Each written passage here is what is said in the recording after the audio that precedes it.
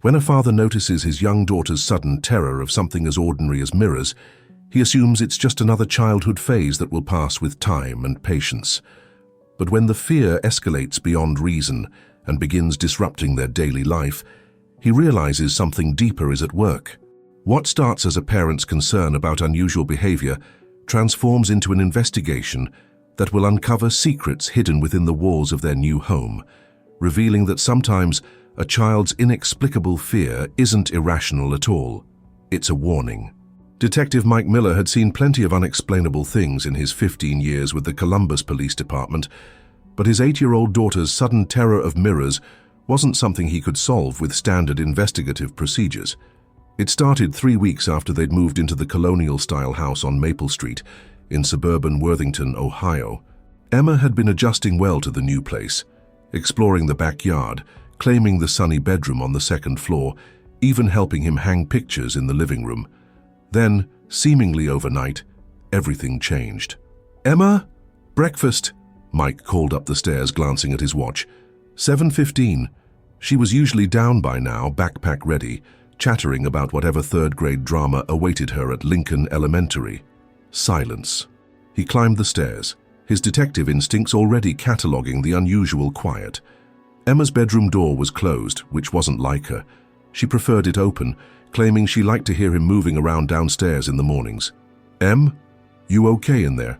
I can't come out." Her voice was small, muffled through the door. Mike turned the handle and stepped inside. Emma sat cross-legged on her bed, still in her pajamas, staring at the wall opposite her bedroom door. "What's wrong, sweetheart?" She pointed toward the hallway without looking. "The mirror, it's watching." Mike followed her gaze. The antique mirror hung in the hallway where it had been since they moved in, a large, ornate piece with an elaborate bronze frame that the previous owners had left behind. It was positioned so that Emma could see it from her bedroom doorway, reflecting the morning light from the window at the far end of the hall. "Mirrors don't watch, Em. They just reflect light. This one does." Her voice carried a certainty that made him uneasy. "It looks at me when I walk by." This was new. Emma had always been imaginative but grounded, the kind of kid who could create elaborate games with her dolls but never confused fantasy with reality. She'd inherited his analytical mind, often pointing out plot holes in her favorite movies or asking logical questions that surprised adults. "How about we walk past it together?" Mike suggested. "I'll show you it's just doing what mirrors do." Emma shook her head violently, wrapping her arms around her knees. "I can't. It knows." "Knows what?" "That I'm here." The matter-of-fact way she said it sent an uncomfortable chill down Mike's spine. He sat on the edge of her bed, studying her face. Dark circles shadowed her eyes. When had those appeared? "Have you been sleeping okay?" She shrugged, not meeting his gaze. "Sometimes I hear things." "What kind of things?"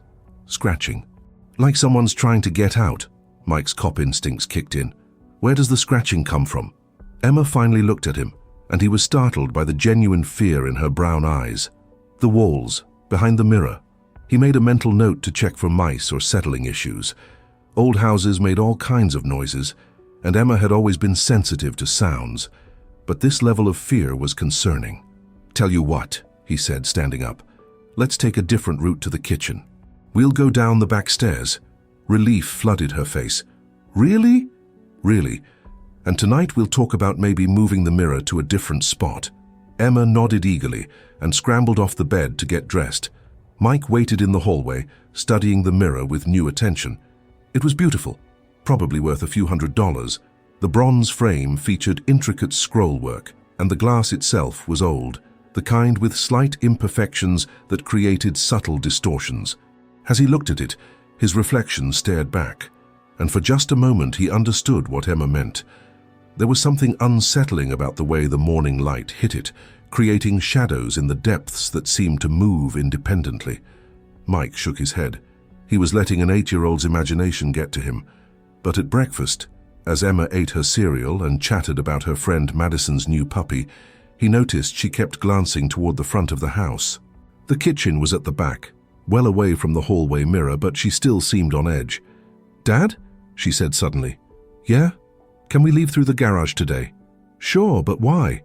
"I don't want to walk past the front door. It's too close to..." She trailed off, but he knew what she meant. The mirror. After dropping Emma at school, Mike drove straight to the station, but he couldn't shake the morning's conversation. During his lunch break, he called Dr. Sarah Chen, the family therapist who had helped them after Lisa's death 2 years ago. It could be anxiety related to the move, Dr. Chen said, after Mike explained the situation. Children sometimes develop irrational fears when their environment changes significantly. Has anything else been different? Sleep patterns, appetite, social behavior? Mike thought about it. She has been quieter lately, and she's been asking to sleep with the light on. That's not uncommon. How long has this mirror phobia been going on? About a week, but it's getting worse. This morning she wouldn't even leave her bedroom because she could see it from her doorway. I'd recommend removing or covering the mirror temporarily, just to eliminate the trigger. If the behavior doesn't improve within a few days, we should schedule an appointment. That evening, Mike came home with a plan. Emma was at the kitchen table doing homework when he walked in. "Hey, Em, how was school?" "Good. Mrs. Patterson said my book report was excellent." She looked up hopefully. "Did you think about the mirror?" "I did. In fact, I'm going to move it right now. Want to help me figure out where to put it?" Emma's face lit up with relief. "Really? Really? But first I want to take a closer look at it. I noticed it's pretty old and I'm curious about where it came from." They walked to the hallway together, Emma staying close to his side. Mike examined the mirror's mounting system. It was hung on 2 sturdy hooks, but it was heavier than he'd expected. "Can you hold this side steady while I lift it off the hooks?" he asked. Emma nodded, reaching up to help support the bottom corner. As Mike lifted the mirror away from the wall, something crinkled against the back. "What was that?" Emma asked. Mike carefully lowered the mirror to lean it against the opposite wall, face down. Taped to the back near the bottom corner was a small piece of notebook paper, folded several times. "Looks like someone left a note," he said, working the tape loose. The adhesive was old, but still holding. Emma moved closer as he unfolded the paper. Written in purple crayon in a child's careful printing were 4 words that made Mike's blood run cold. "Help me. They don't know I'm still here." Emma grabbed his arm. "Dad, what does that mean?" Mike stared at the note, his detective mind already racing. The handwriting was different from Emma's, more careful, with the precise formation of letters that suggested a slightly older child. The paper was aged, the crayon marks faded. "I don't know yet," he said quietly, "but I'm going to find out." He folded the note carefully and slipped it into his pocket. Emma watched him with wide eyes. "Are we still moving the mirror?" "Definitely. In fact, I think we'll put it in the basement for now." As they carried the mirror downstairs together, Mike couldn't stop thinking about the message. Someone, a child, by the looks of the handwriting, had hidden that note behind the mirror. But when? And why? More importantly, who was they? That night, after Emma was asleep, Mike sat at his kitchen table with the note spread before him under a bright lamp. He photographed it from multiple angles, then carefully placed it in a plastic evidence bag, old habits from his detective work. The previous owners, the Hartwells, had lived in the house for 12 years before selling it to Mike.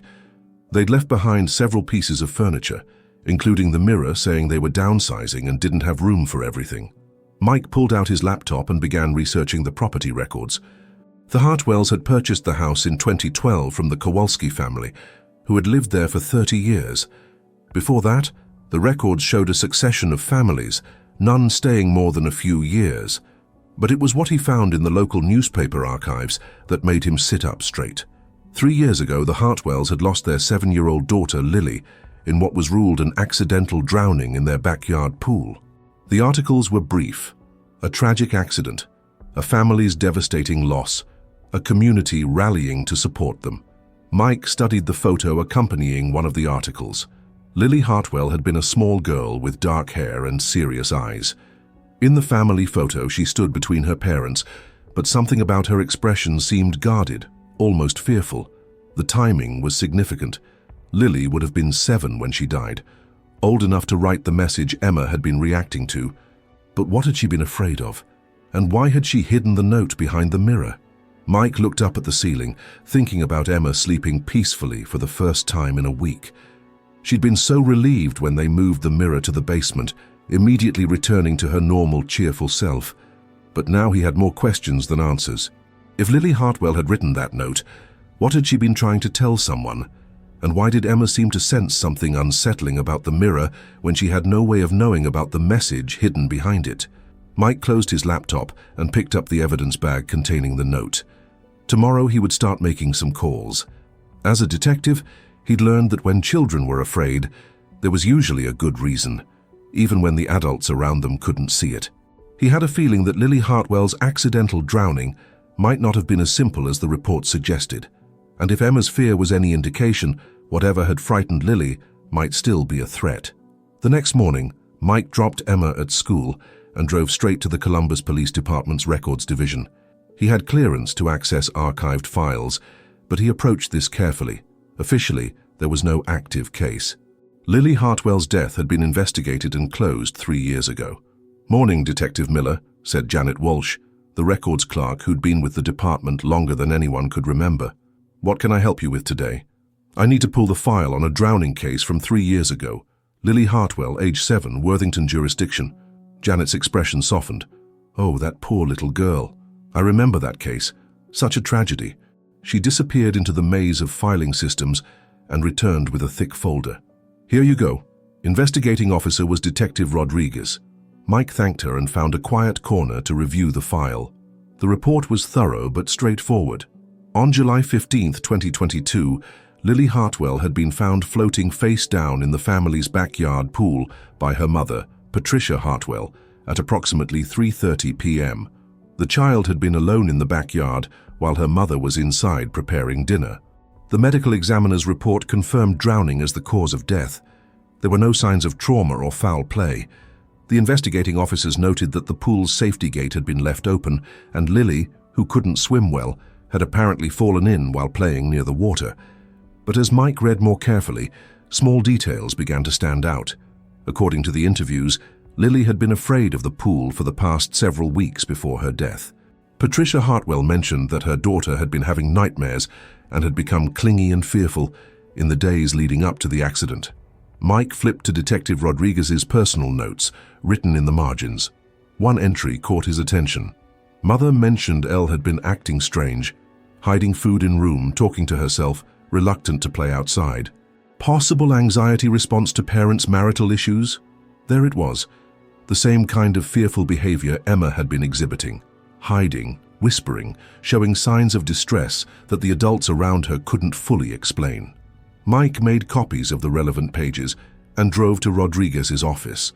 Elena Rodriguez was a seasoned detective, someone Mike respected for her thoroughness and intuition. "Mike, good to see you," Elena said, looking up from her computer. "What brings you by?" "I wanted to ask you about the Hartwell drowning case from 2022. I know it's closed, but don't tell me someone's trying to reopen that."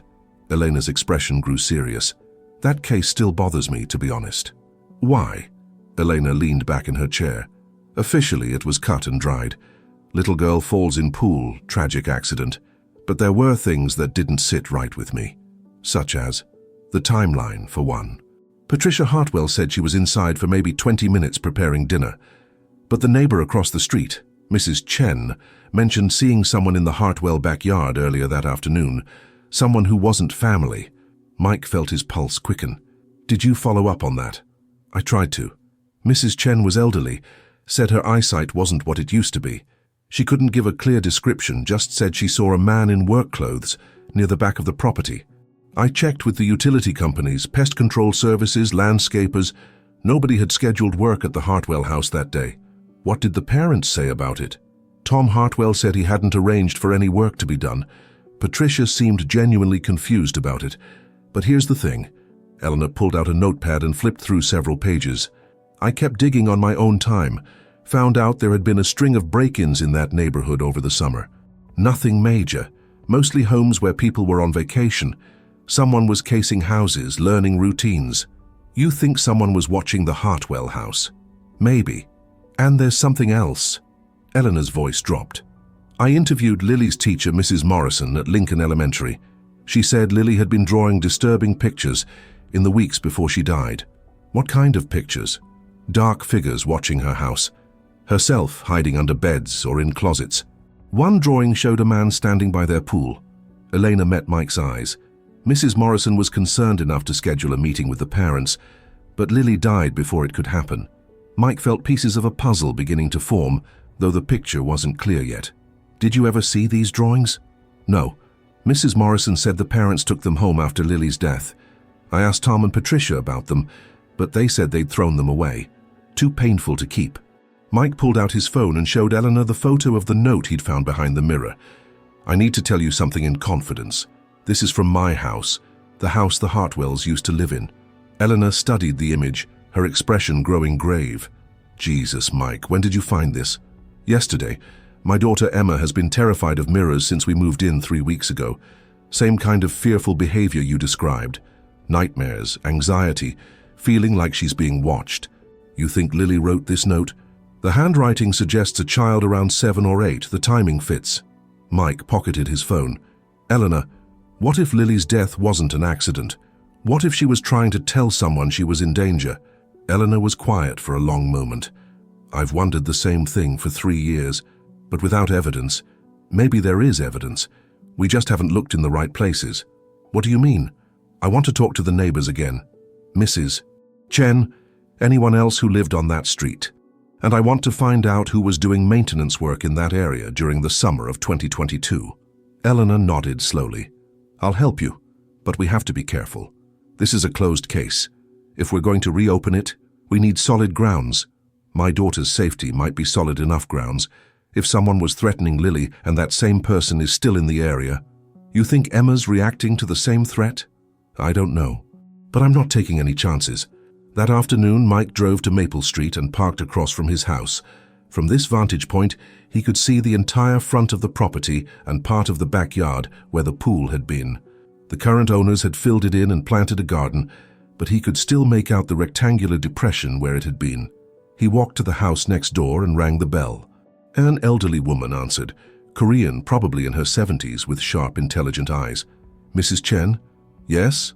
I'm Detective Mike Miller. I live in the house next door, the one where the Hartwells used to live. I was hoping I could ask you a few questions about something that happened 3 years ago. Her expression grew cautious. About the little girl who drowned? Yes, ma'am. I know you spoke with the police at the time, but I'm hoping you might remember some additional details. Mrs. Chen looked him over carefully, then stepped back to let him in. Her living room was immaculate, with a large window that offered a clear view of Mike's backyard. That poor child, she said, settling into a chair by the window. I still think about her sometimes. Such a sad thing. You mentioned seeing someone in their backyard the day she died. Can you tell me more about that? I was watering my plants here by the window when I saw a man in the backyard. He was near the pool area but trying to stay out of sight. I thought maybe Tom had hired someone to work on the pool. What time was this? Early afternoon, maybe 1:30 or 2. He was there for quite a while. Can you describe him? Mrs. Chen frowned in concentration. Average height, wearing dark work clothes. He had a baseball cap pulled low, so I couldn't see his face clearly. But there was something about the way he moved. What do you mean? He kept looking toward the house like he was watching for someone, and when Patricia's car pulled into the driveway, he disappeared very quickly. You mean he left? No, that's the strange part. I kept watching, but I never saw him leave. It was like he just vanished. Mike felt a chill. Is it possible he went into the house? I don't know. I got distracted by a phone call, and when I looked back, everything seemed normal. Patricia was in the kitchen. I could see her through the window. The man was gone. Mrs. Chen, in the days before Lily died, did you notice anything unusual about the family? Any changes in their routine? She nodded immediately. Lily stopped playing in the backyard. For weeks before the accident, I never saw her outside alone. Before that, she was always out there, riding her bike, playing with her dolls. But suddenly, nothing. Did you ever see her talking to strangers? Anyone hanging around the neighborhood? There was a maintenance truck that came by several times that summer. Different companies, pest control, lawn care, that sort of thing. But that's normal for this neighborhood. Mike made a mental note to check with local service companies. Is there anything else you remember about that day? Anything that seemed off? Mrs. Chen was quiet for a moment, staring out the window at Mike's backyard. After they found Lily, when the police and ambulance were here, I saw Patricia go back into the house. She came out a few minutes later carrying something, Looked like a box or container. She put it in her car and drove away, even though the police were still here. Did you mention this to Detective Rodriguez? I told one of the officers, but I don't think he wrote it down. Everyone was focused on the pool area. Mike thanked Mrs.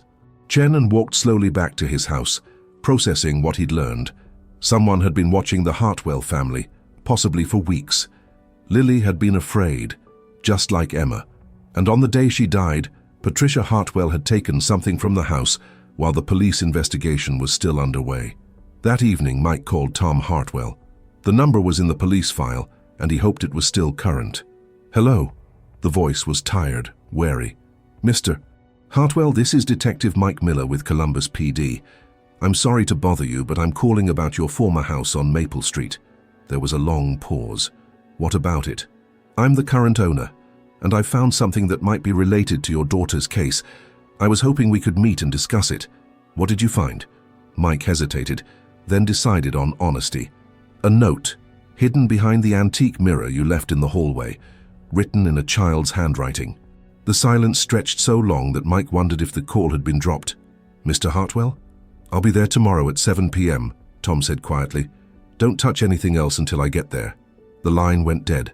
Mike stared at his phone, Tom Hartwell's urgency confirming what he'd begun to suspect. There was much more to Lily's story than anyone had realized, and somewhere in the shadows of that truth was the answer to why Emma was afraid. Tom Hartwell arrived at exactly 7 p.m., looking like a man who hadn't slept well in years. He was tall and thin, with graying hair and hollow eyes that Mike recognized, the look of someone carrying unbearable guilt. "Thank you for coming," Mike said, leading him into the living room. "I know this must be difficult." Tom sat heavily on the couch, his hands clasped so tightly his knuckles were white. "Show me the note."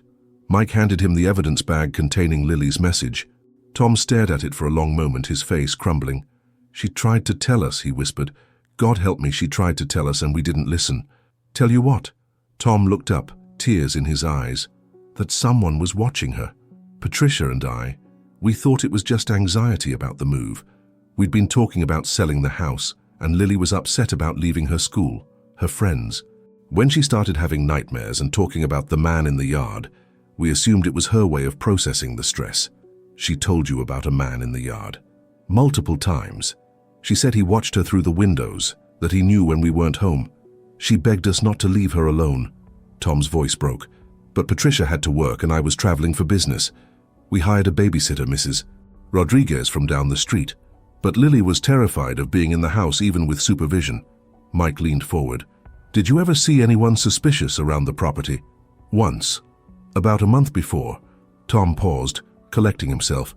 "I came home early from work and saw a pest control truck parked across the street, but when I went to ask what they were spraying for, the truck drove away. When I called the company, whose name was on the side, they said they hadn't scheduled any work in our neighborhood." "Do you remember which company?" "Reliable Pest Solutions, but when I looked them up later, the business license had expired 2 years earlier." Mike made a note. "Tom, after Lily died, Mrs. Chen saw Patricia take something from the house while the police were still there. Do you know what that was?" Tom nodded miserably. "Lily's drawings and notes. She'd been hiding them all over the house. We found them after the funeral when we were packing. Dozens of them. Pictures of a man watching our house, notes about feeling scared, even a crude map showing places she thought were safe to hide. Why didn't you give those to the police? Because they'd already ruled it an accident. And Patricia..." Tom ran his hands through his hair. "Patricia was barely holding it together. She blamed herself for not watching Lily more closely. The drawings were too painful. She burned them all." Mike felt a surge of frustration but kept his voice level. "All of them?" "I thought so. But apparently, Lily was better at hiding things than we realized." He gestured to the note in the evidence bag. "Detective Miller, do you think someone killed my daughter? I think someone was threatening her, and she died trying to get away from that threat." Mike met Tom's eyes. "The question is whether that same person might still be a danger." Tom went pale. "Your daughter. That's why you're asking these questions. Emma's been exhibiting the same fearful behaviors Lily showed. I moved the mirror to eliminate what I thought was an irrational trigger, but now I'm wondering if her instincts are picking up on something real." "What kind of behaviors?" Mike described Emma's fear of mirrors, her requests to use alternate routes through the house. her mentions of scratching sounds in the walls. As he spoke, Tom's expression grew increasingly alarmed. "It's exactly the same," Tom said. "Lily refused to walk past certain areas of the house. She said the walls were talking to her. We assumed she meant normal settling sounds, but what if someone was using the walls to move around the house unseen?" Mike finished. "Tom, I need to search this place thoroughly. With Emma's safety potentially at stake, I can't take any chances." "Of course, whatever you need." They started in the basement, where Mike had moved the mirror. The basement was partially finished with a utility room, storage area, and a small workshop that the previous owners had used. Mike examined the walls carefully, looking for any signs of forced entry or hidden passages. In the utility room behind the water heater, he found scratches on the drywall, long, deliberate marks that looked like they'd been made by fingernails or a small tool. "Tom, look at this." Tom examined the marks. "Those weren't there when we lived here." Mike pulled out his flashlight and peered behind the water heater. There was a gap between the wall and the unit, just wide enough for someone to squeeze through if they were determined. And beyond the gap, he could see that a section of drywall had been cut and carefully replaced. "Someone's been modifying your house," Mike said. "Call 911. We need backup and a crime scene team." While they waited for the other officers, Mike continued his examination. In the workshop area, he found more evidence of intrusion: tools that had been moved, sawdust that didn't match the wood stored there, and most disturbing of all, a small pile of food wrappers hidden behind a box of Christmas decorations. "Someone's been living in your basement," Mike told Tom. "Possibly for months. Living here, while we were upstairs? It's more common than you'd think. We call them wall people, individuals who find ways to access homes and hide in walls, basements, or attics. They learn the family's routines and only move around when the house is empty." Tom sat down heavily on the basement steps. "You mean while Lily was upstairs having nightmares about someone watching her, there actually was someone in the house?" "It's looking that way." Detective Rodriguez arrived with the crime scene team 20 minutes later.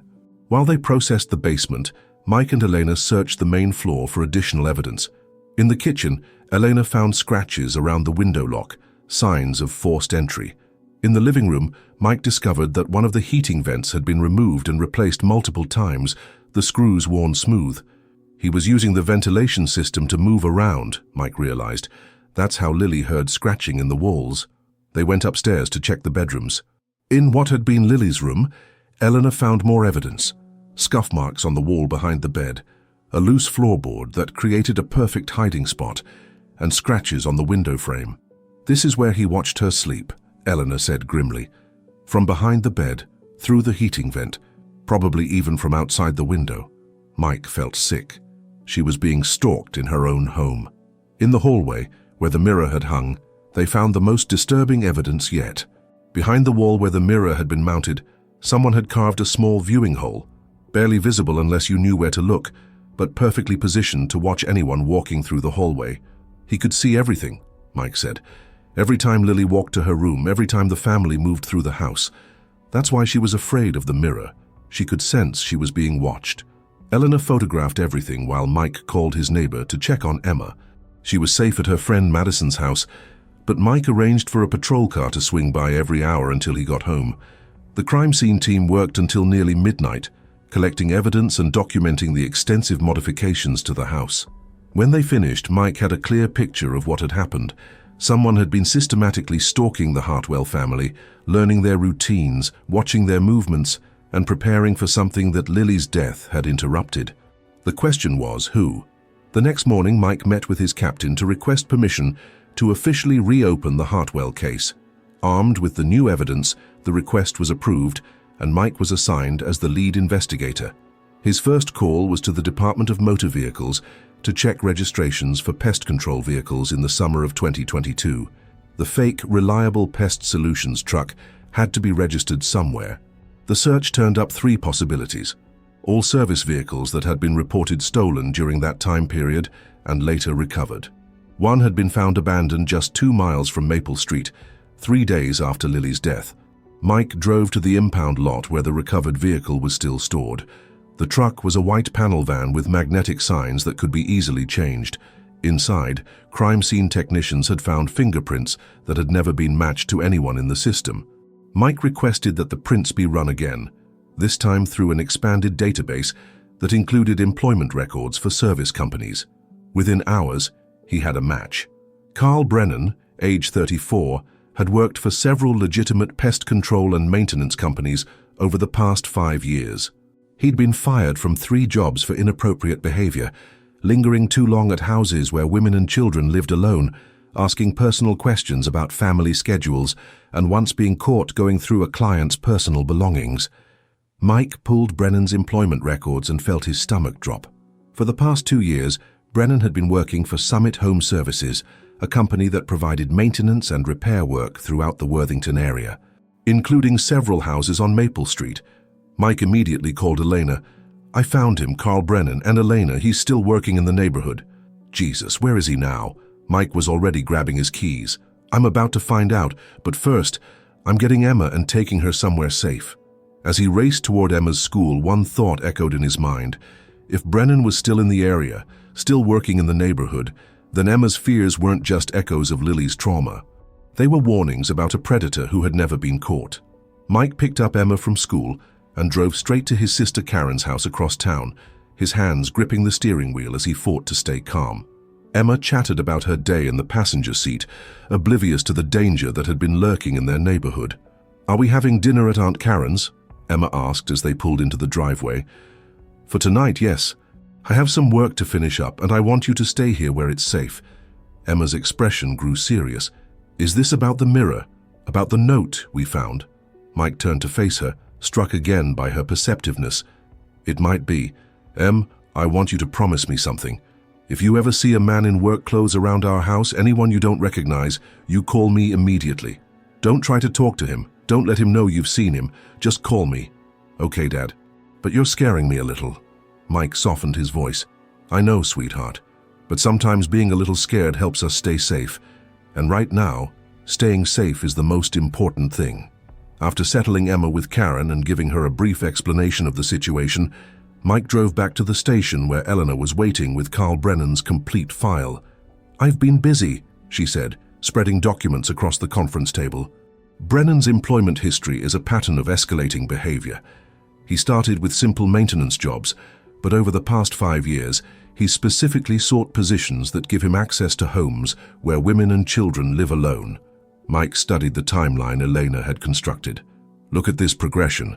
He starts with legitimate pest control work, then moves to more invasive services, HVAC repair, plumbing, electrical work, jobs that require him to be inside homes for extended periods. And every time he gets fired, it's for the same reason: inappropriate interest in the family's personal lives. One woman complained that he asked detailed questions about her work schedule and her daughter's school hours. Any complaints filed with police? 2. Both dismissed as misunderstandings. The women felt uncomfortable but couldn't prove he'd done anything illegal. Mike's phone buzzed with a text from the crime scene unit. They'd found something else in the Hartwell house basement, a small digital camera hidden in the ventilation system above what had been Lily's bedroom. "He was recording her," Mike said, showing Elena the message. "This wasn't just stalking, he was building a collection." Elena's expression darkened. "We need to find him now. According to Summit Home Services, he's scheduled to work in the Worthington area all week." Mike called the company and spoke to the dispatcher. Carl Brennan was currently assigned to a job on Elm Street, less than half a mile from Mike's house. "We're going in quiet," Mike told Elena as they drove toward Elm Street. "I want to observe him first. Confirm it's our guy before we move." They parked 2 blocks away and approached on foot. The address was a large colonial house with a Summit Home Services van parked in the driveway. Through binoculars, Mike could see a man in dark work clothes moving around the side yard, ostensibly checking exterior utility connections. But his attention kept drifting to the house next door, where a young mother was gardening while her toddler played in a sandbox. "That's him," Mike said, recognizing the build and movements Mrs. Chen had described. Same pattern, using legitimate work as cover to case potential targets. They watched as Brennan lingered near the fence separating the 2 properties, clearly listening to the woman's phone conversation about her husband being out of town for the week. "I've seen enough," Elena said. "Let's take him." They approached from different angles, Mike coming around the front of the house while Elena circled through the backyard. When Mike identified himself as police, Brennan's reaction confirmed everything they suspected. Instead of the confusion or cooperation they'd expect from an innocent worker, Brennan immediately looked for escape routes. His eyes darted to the neighboring yards, calculating distances and obstacles. "Carl Brennan, Columbus Police. We need to ask you some questions."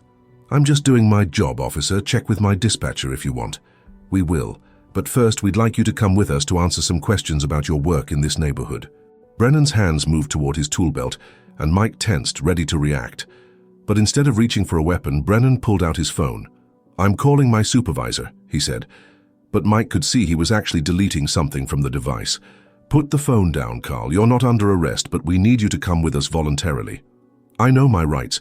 You can't make me go anywhere without a warrant." Eleanor emerged from the backyard, cutting off Brennan's retreat. "Actually, we can detain you for questioning based on evidence in an ongoing investigation. The question is whether you want to cooperate or make this difficult." Brennan looked between them, and Mike saw the moment when the predator's mask slipped. The polite maintenance worker facade disappeared, replaced by cold calculation. "What investigation?" Brennan asked. "The death of Lily Hartwell 3 years ago. We found your hiding places in the basement, Carl. We know you were living in that house watching that family."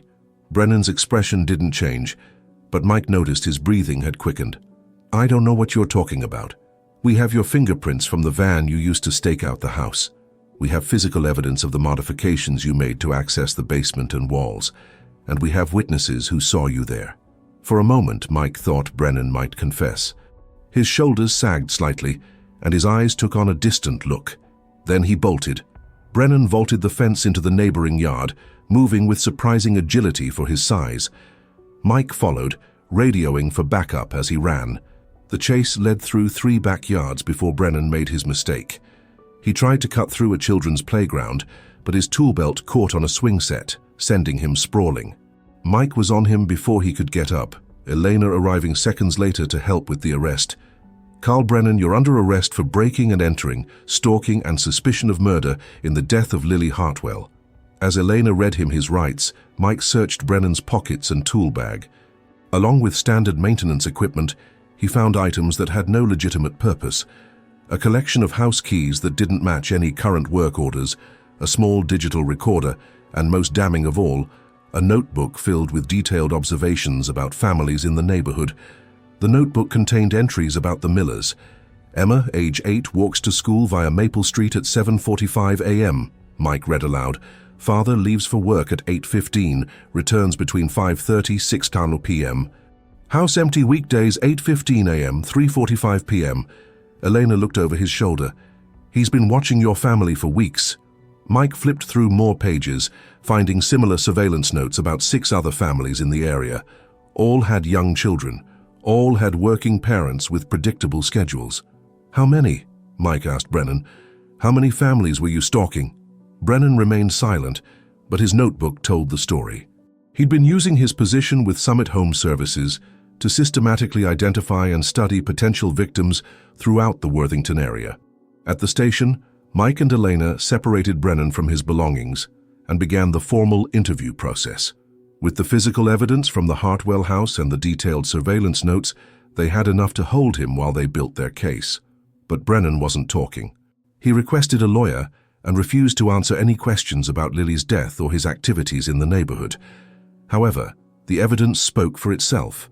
Crime scene technicians had found DNA evidence in the Hartwell house that matched samples taken from Brennan. The digital camera hidden in Lily's room contained hours of footage documenting her daily routines. Most importantly, they found proof that Brennan had been in the house on the day Lily died. The camera's timestamp showed him entering through the basement access point at 2:15 p.m., just 30 minutes before Patricia Hartwell found her daughter in the pool. "He was in the house when it happened," Elena said as they reviewed the footage. "Lily must have seen him and tried to run." The final piece of evidence came from the medical examiner's office. Dr. Patricia Williams had agreed to review the original autopsy report in light of the new evidence. "There were bruises on Lily's arms that were noted, but not considered significant at the time," Dr. Williams explained. "Given what we now know about someone being in the house, these bruises are consistent with someone grabbing her forcefully." "Enough to support a murder charge?" Mike asked. Combined with the other evidence, yes, someone chased that little girl and she drowned trying to get away from them. The next morning, Mike picked up Emma from Karen's house. She ran to him with a relief that told him she'd sensed more about the situation than she'd let on. "Is it over, Dad? The thing that was making me scared?" Mike knelt down to her level. "Yes, sweetheart. The person who was watching our house has been arrested. He can't hurt anyone anymore." "Was he the same person who scared the other little girl? The one who wrote the note?" "Yes. Her name was Lily, and she was very brave. She tried to warn people about the danger, just like you helped me understand something was wrong." Emma hugged him tightly. "I'm glad she left the note. It helped us catch the bad guy." As they drove home, Mike reflected on the case that had started with his daughter's unexplained fear and ended with justice for a child who had died trying to protect herself. Carl Brennan was charged with first-degree murder in Lily's death, breaking and entering, stalking, and possession of child exploitation material. The evidence was overwhelming, and his lawyer was already discussing a plea agreement. More importantly, the investigation had uncovered his surveillance of 6 other families, potentially preventing additional tragedies. That evening, Mike and Emma sat in their living room, the same room where just a week earlier, Emma had been too afraid to walk past the hallway mirror. Now she was curled up on the couch, reading a book, completely at ease. "Dad?" she said suddenly. "Yeah? I think Lily would be happy that we found her note." Mike smiled, thinking about the brave little girl who had hidden messages throughout her house, desperately trying to alert the adults around her to the danger she faced. "I think you're right, Em. I think she would be very happy." The antique mirror remained in the basement, but Mike had decided to donate it to charity. It had served its purpose, preserving Lily's message until someone was ready to hear it. Emma's fear had been the key to unlocking a 3-year-old mystery, proving that sometimes a child's instincts are the most reliable warning system of all. As Mike tucked Emma into bed that night, she looked up at him with the same serious expression she'd worn when she first told him about being afraid. "Dad, do you think other kids might be scared like I was? Kids who don't know why?" "It's possible, sweetheart. Maybe we should help them too." Mike kissed her forehead, proud of his daughter's courage and compassion. "Maybe we should." Outside Emma's bedroom window, Maple Street was quiet and peaceful. The predator who had stalked its families was behind bars, and the secret that had been hidden behind an antique mirror had finally been revealed. Lily Hartwell's message had reached its intended audience at last, carried by another little girl's inexplicable fear and a father's determination to protect his child. In the end, justice had come not through conventional investigation, but through the instinctive wisdom of children who knew something was wrong, even when the adults around them couldn't see it. The case was closed, but its lesson would stay with Mike forever. When children are afraid, there's usually a reason, and sometimes listening to that fear is the key to keeping everyone safe.